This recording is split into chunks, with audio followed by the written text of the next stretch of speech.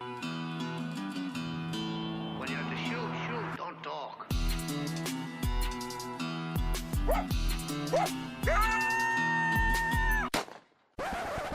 All right, everyone, welcome to another Trap House podcast. Today, there's no special guest. It's just going to be me and Charlie. We're going to talk about our recent trip to Texas and how things went out there. So stay tuned. The Welcome to the Trap House podcast t-shirts are available in this nice slick blue. And the one I'm holding here, this one's mine. I've worn it several times and washed it several times. So that graphic holds up really nice after a wash. Just wanted to show that off. They're available at HoosierTrapperSupply.com. And, of course, we have everything else there. The Top Dog Predator bait, the trapping kits, lure packages, starter kits, everything you need on the trap line, and then some. So check out HoosierTrapperSupply.com. We also have J3 Outdoors with us, maker of the Hags Bracket, Jeff. He's a great guy, makes a heck of a nice product. Check out j3o.com. They got the spring clips, the Hags Bracket, of course. There's a bunch of different products on there. So check out his website. We got Top Lot Stretcher Company with us. Their website is toplotstretcherco.com. And they have a whole line of whole list of supplies as well. And they really do a great job on their adjustable stretchers. I've been saying it since day one, since they signed on with us. And you know, we're not just going to have any sponsor on here for the heck of it. We really do appreciate the quality that they put into these stretchers, and we use them. So check out toplotstretcherco.com.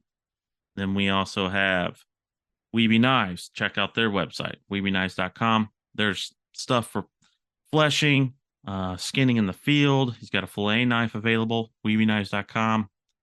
Some great products there that Mark has. So check out that website as well. And last but not least, traplinecoffee.com. He's got 3 blends available there. Great way to start off the day when you're making your way out on the trap line.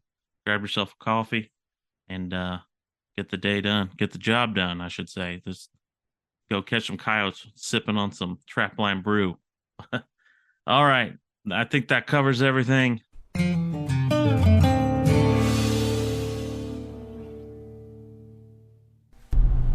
All right, we finally got the trap Texas.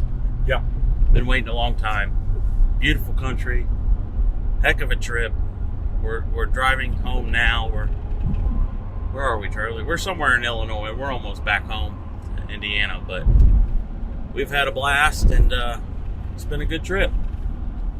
It has been. So just to give a little history on this, Texas itself, as far as it doesn't have much public ground.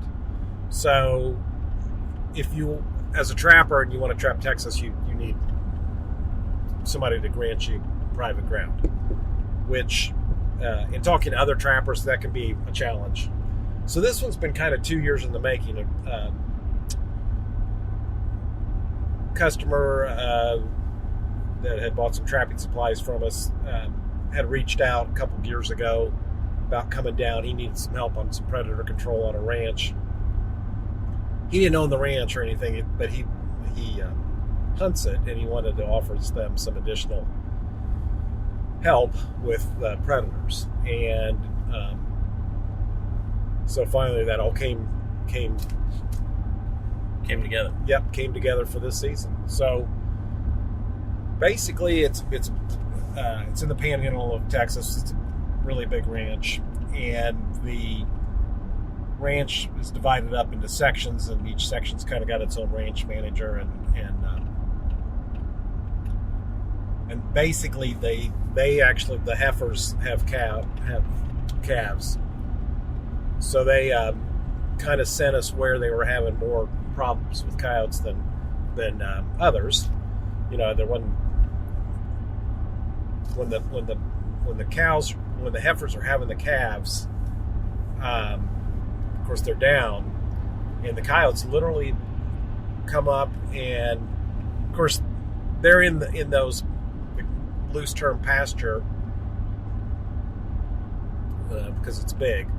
The coyotes are attracted by the afterbirth and all of what's there, but they're also not above taking a calf, which happened, and then while the heifer is actually down, they actually will start eating from the butt end of that heifer while they're down, still alive. So clearly they like and appreciate the coyote control on those heifers. So when the heifers while we were there, they were kind of winding down. They pretty much had all had their calves, and then the actual cows we're going to start having their calves too.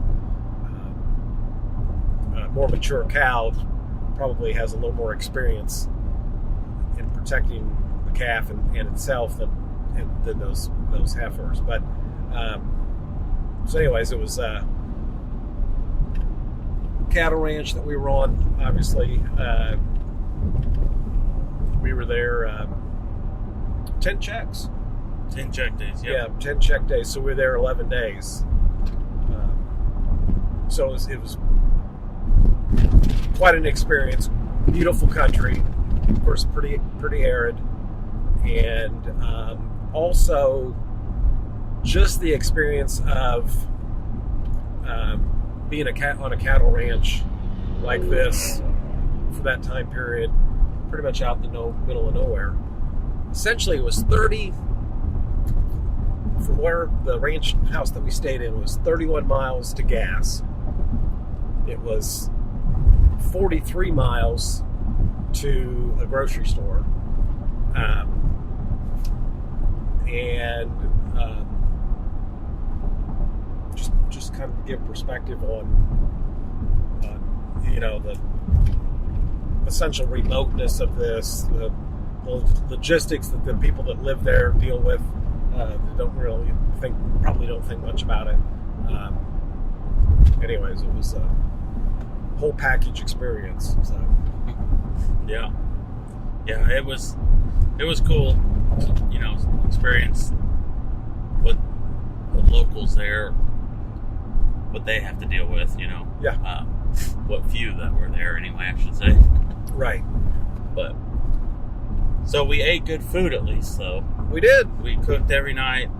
We stayed in a house that usually hosts cowboys that are working the property and the ranch. They come and go. It's also, kind of used as a hunting lodge too during hunting season. There's several guys that lease the property to hunt that use that area too. So, but basically, it's a full house. It's got a kitchen. We'd stock up on food. Charlie would cook, and then our friends Ben and John that invited us down, they would cook one night. They were trapping and predator hunting too on different sections. So we kind of basically, it was like two teams going at it, and regroup every night to talk and hang out and do it again the next day. So yeah, it was great. Yeah.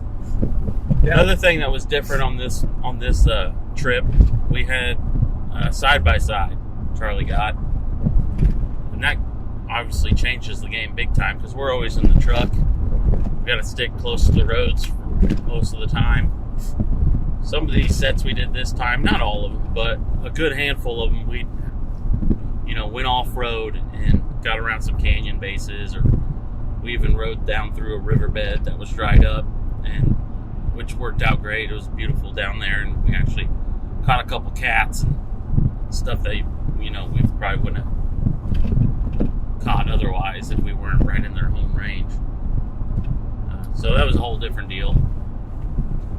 Yeah, it's man, the invite. Yeah, invited us down was like, you need a side by side. You need some way to get around, and said if you show up with a pickup, it's going to be very limiting as to what you can do. So I bought a Can-Am side by side. It's a 700. Thing was awesome. I can't. It did a great job. So it went anywhere that we were willing to take it. So and to be safe. So I was impressed with that. But I would say probably 40 to 45% of what we did with the side-by-side, we could not have done with a truck. So these ranches all have roads that are cut through them, and most of those would be passable by a truck to a point.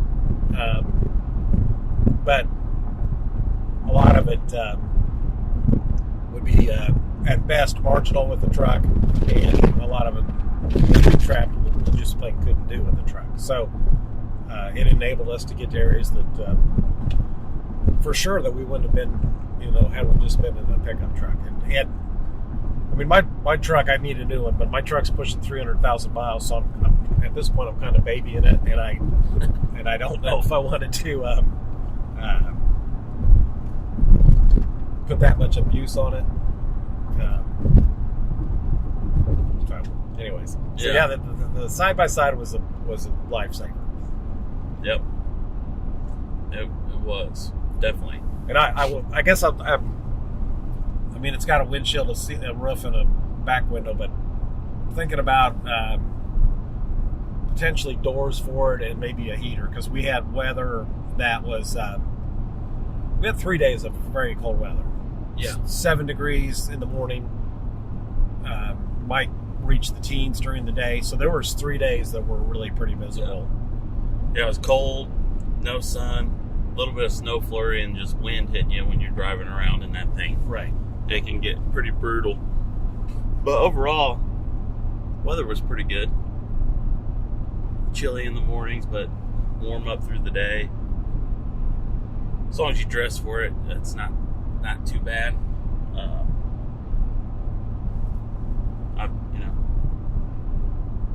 If we had to do it again, I would do it. Oh yeah. Oh yeah. It was very dry. We actually took dry or wax dirt and coveralls with us. We never even broke it out. At all. We had some areas that maybe the sandy dirt mix, which is what we primarily dealt with, might be a little damp because they did have a melting snow when we got there, and we just used salt on the marginal sets that we thought might be an issue. That's very few, really. Yeah, I mean, it came down to, I don't know, 10% of them maybe.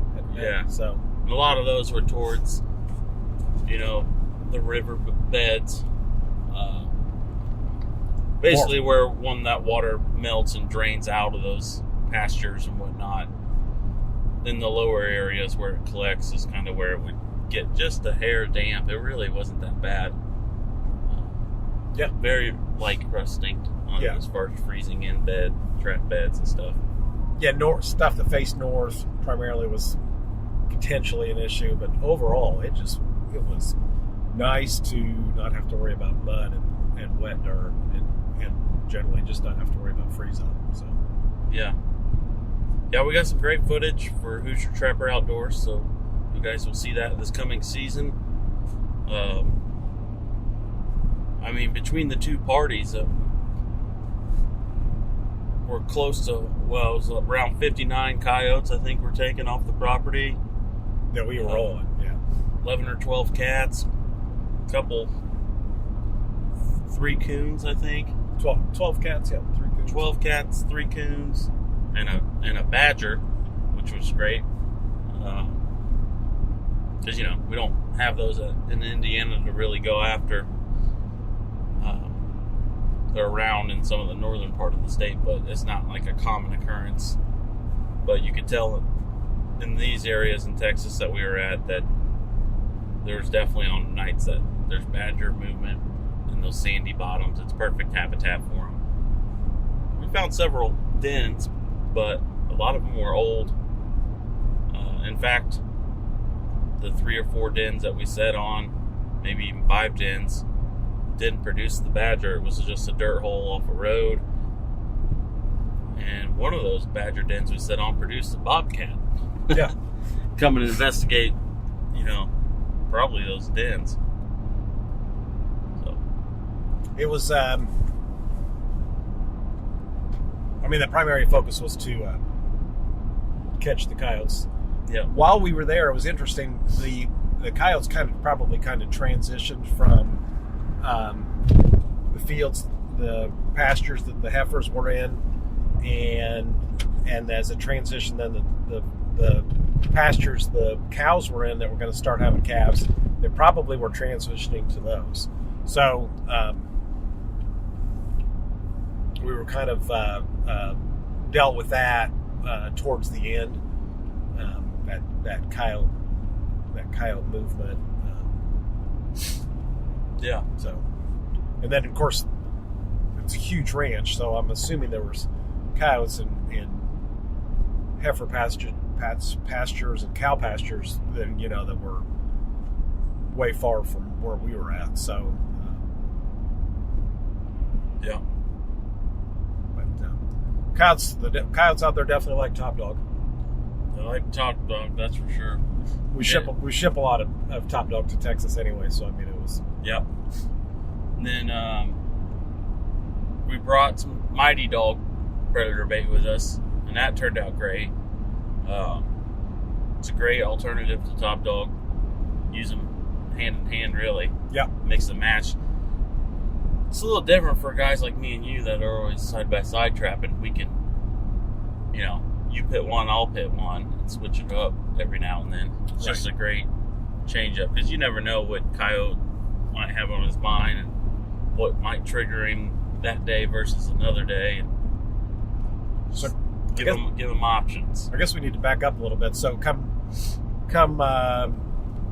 June, when the Fur Taker Convention, we will have the new brother to Top Dog. It's going to be called Dog. It's going to be called Mighty Dog, and that'll be available starting in June. And it's a good companion bait, something. If you a lot of times when Justin and I are trapping together, like you said, if it's good enough for one set, it's good enough for two. And we typically always use Top Dog, but we always were conscious of what the other one was using in terms of lure. So if he was using jet fuel, I would use Black Gold or Vixen Elixir. Or if he was using Coyote Carnage, I would use something else. So I even do that with the urine. If I know that you're using Bobcat urine, I might use Predator Gravy or something. Or right. Coyote urine. Right. So we're throwing some different smells at them.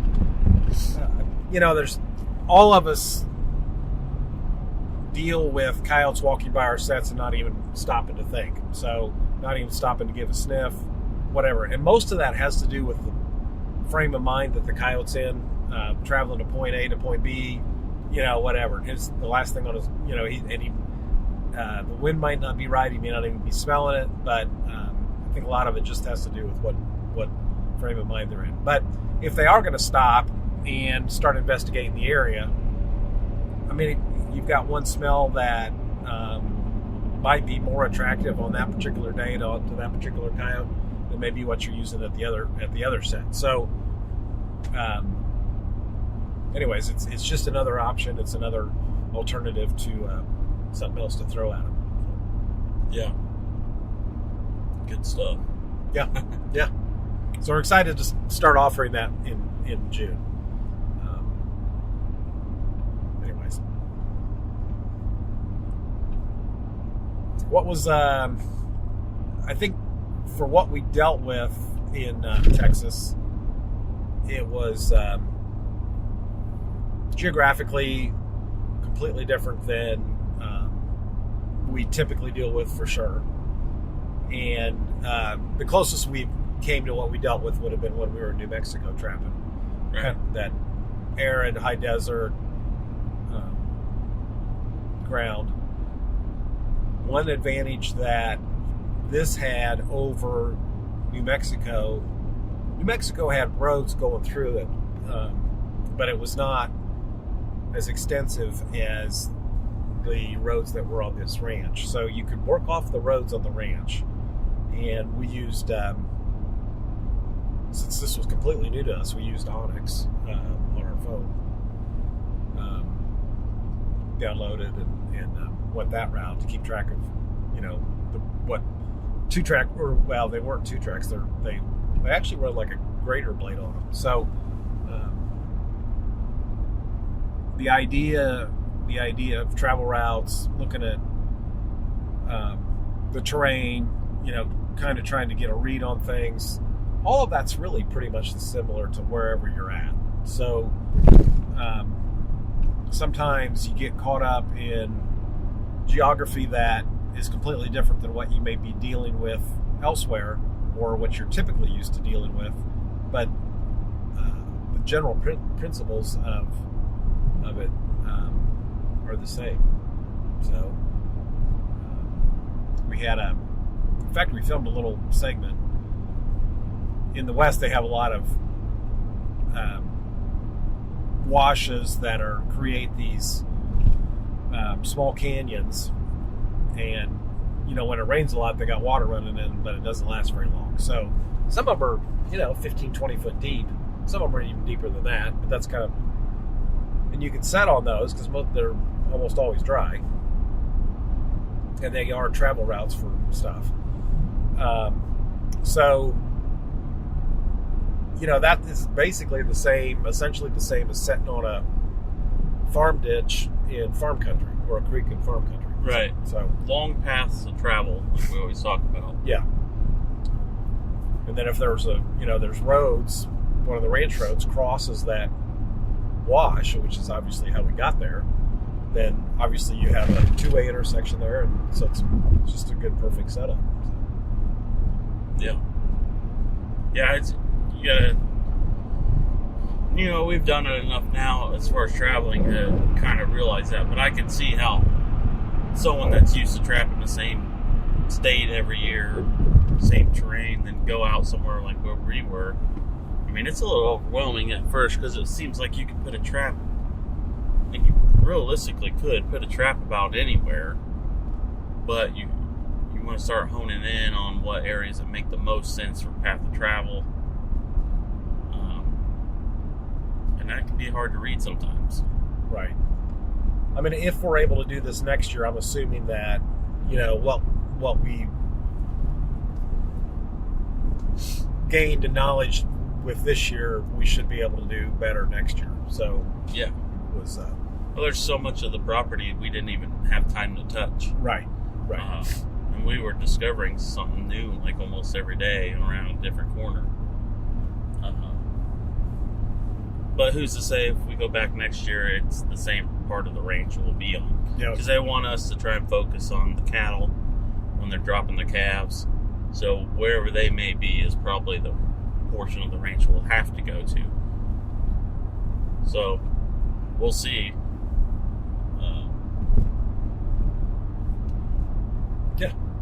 Yeah, it's there's always things to learn. That gives us a baseline, so next year we can work off of what we learned this year. I think the thing that comes down to let me back up. So there's the idea of the old government trappers, or trappers that trap the West, which is what we did. Really big country, really big wide open country, and they would just basically set a trap every mile. Yeah, I've mentioned this before. So with the coyotes, you probably pretty much got the majority of them covered. And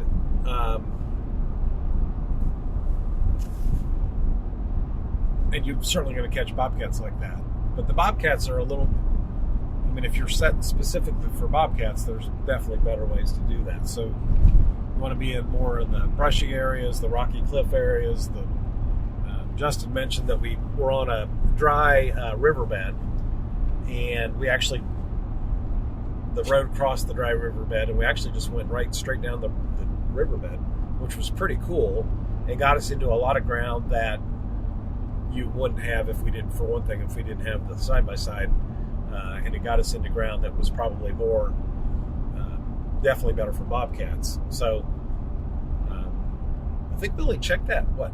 We have 3 checks on that? 4 checks? We didn't 3 have or 4. We caught 2 bobcats on it. So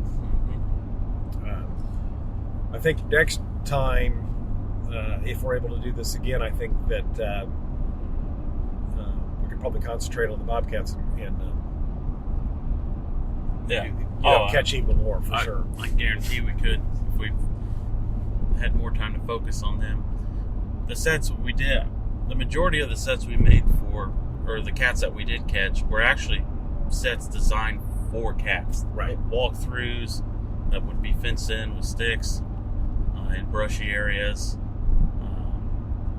In fact, the first 2 cats that were caught, I had made a walkthrough type set, and that caught each night back to back 2 females. We were hoping a male would come through and it produce, but it didn't.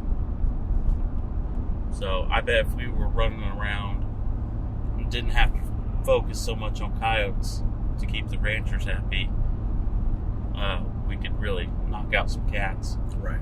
Doing that method, because there's so many good canyon areas and washes that would have made perfect sense for a cat set. We didn't.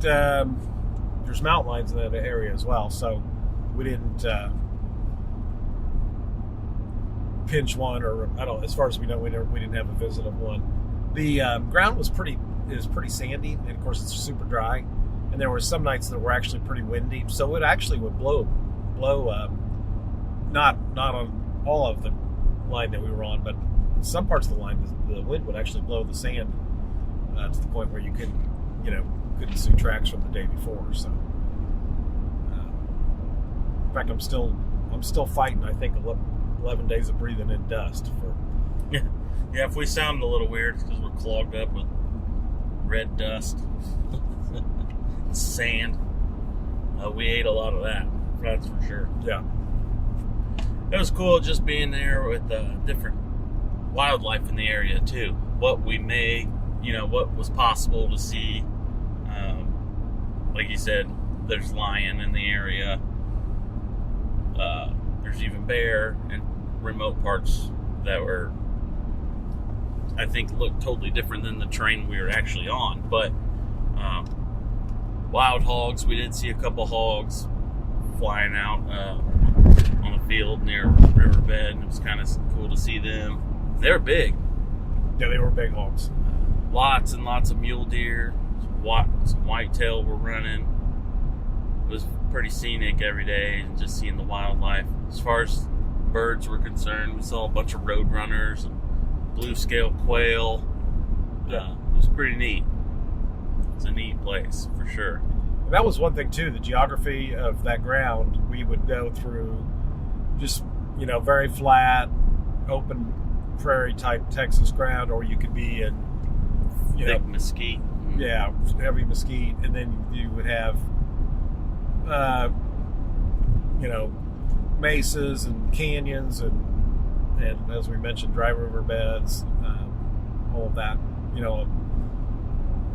When we first got there, when they gave us directions, they said turn on this road, and they gave us some landmarks, but basically they said go this way and then just watch for some trees.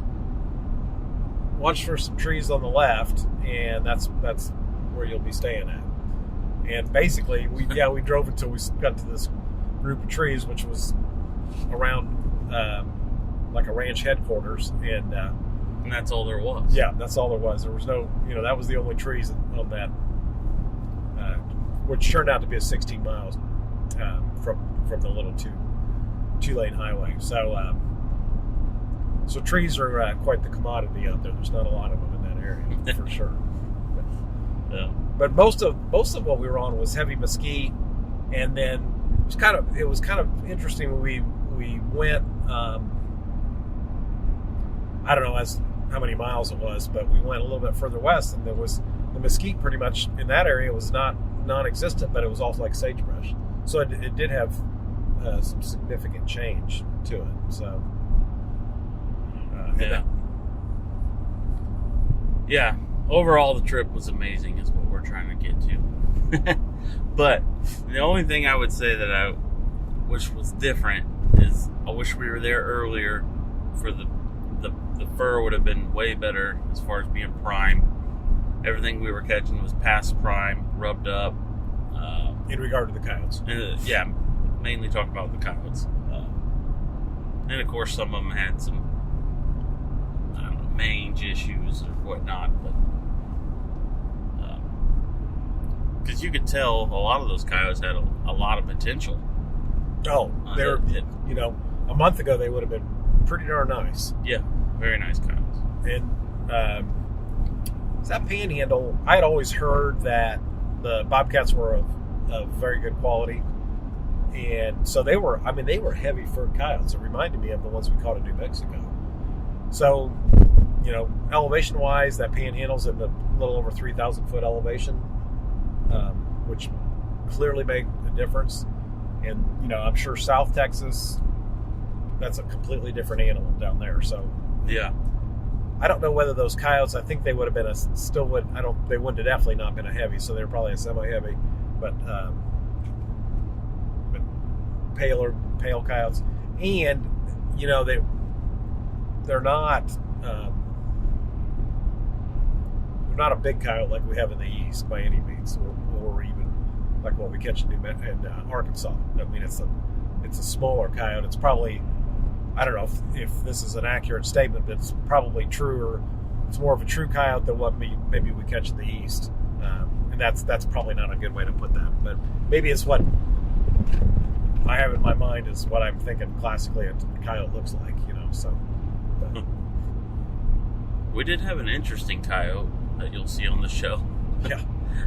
Picture a coyote that's its legs are about half the size in length, but everything else is pretty much normal. Yeah. So this coyote looked like a corgi dog.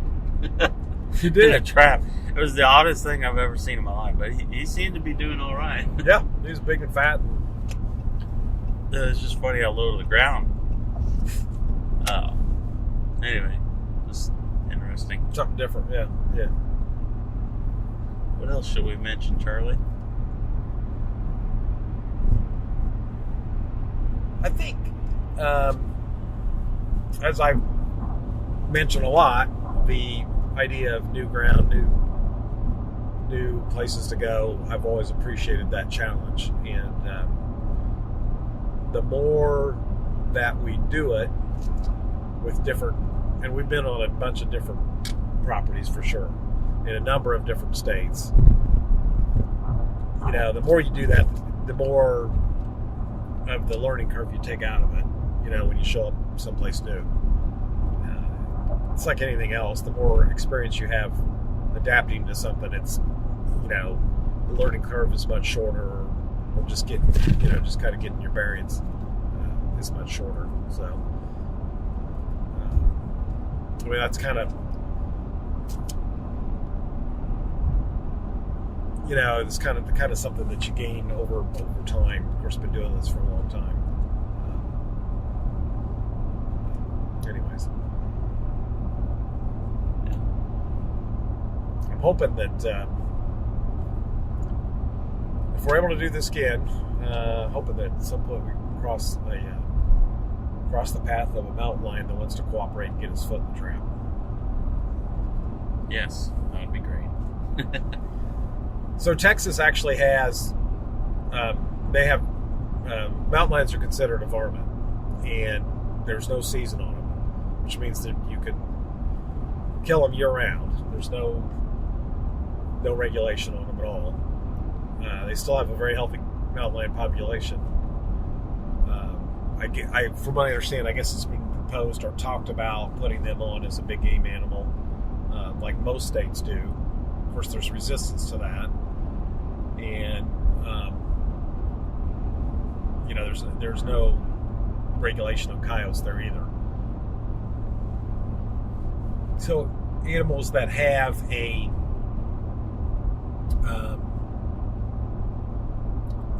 negative effect on agricultural process, would the agriculture that's there, which would be in this case cattle, the state has been kind to the ranchers, or have the ranchers have the influence to maintain those animals as predators where they can have the control, year round. So that has changed over the years in some states, whatever the perspective may be. I guess another example, and this is different, but for instance, in Tennessee, back years ago, the dog hunters were pretty influential in creating laws that were not particularly trapper friendly, and that, that's always kind of been a rift between dog hunters and trappers. More so back then than now. Most of it now, generally, it isn't quite as bad as it was at that time. But so the influences of who create laws a lot of times affects what animals are protected, what trappers can do, what hunters can do, whatever. So I'm hoping that clearly mountain lions are alive and well in Texas without having any protection at all. So I guess we'll see how that all plays out. As long as we catch one before any major changes happen, then we're allowed to keep it. Right. Because that was one of the deals in New Mexico. If we happen to catch one, it just depends if we were on private land or not, whether we could keep it. And then on top of that, we had to make sure we had the proper tag and bought the tag in advance. Which was expensive. Yeah, so it's a gamble. You're going to spend that kind of money on a tag, and you might not even see one. Right.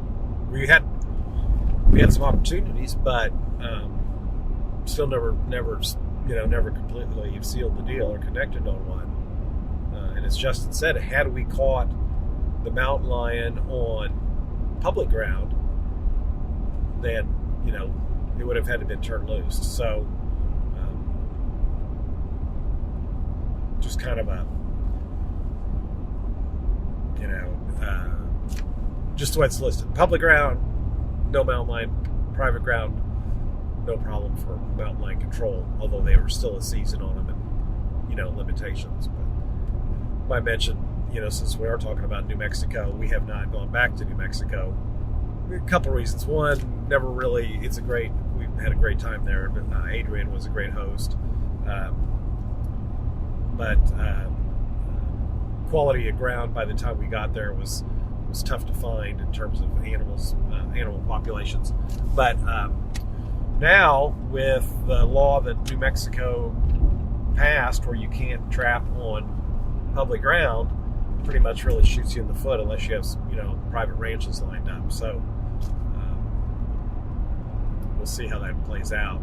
There has been a lawsuit filed against the state of New Mexico by the Fur Takers of America, the National Trappers Association, the New Mexico Trappers Association, I think are the three. I don't know if there's anybody else involved. But, that's probably on pretty good basis from what I understand, but probably take a long time to get that sorted out. So we'll see how that plays out. But kind of got off on a tangent on that. But New Mexico was right next door to Texas too. So. Yeah. Anything else you want to add, Charlie? Or?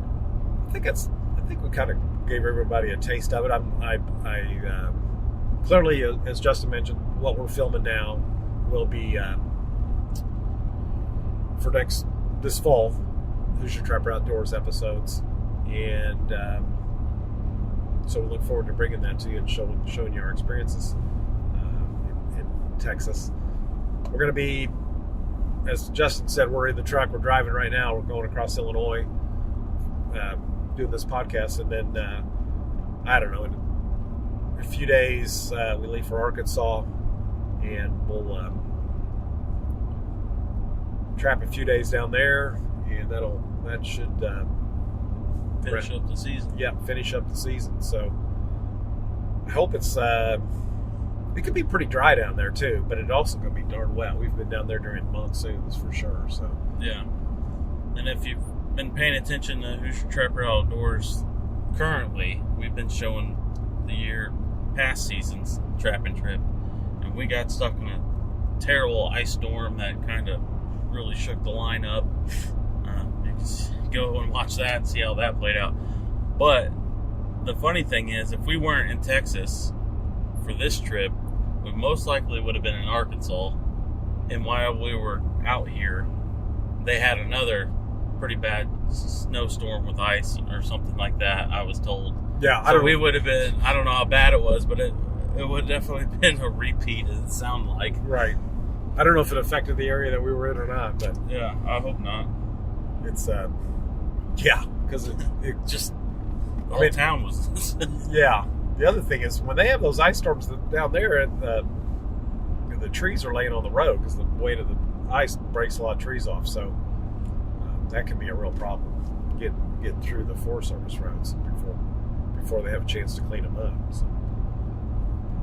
Yeah.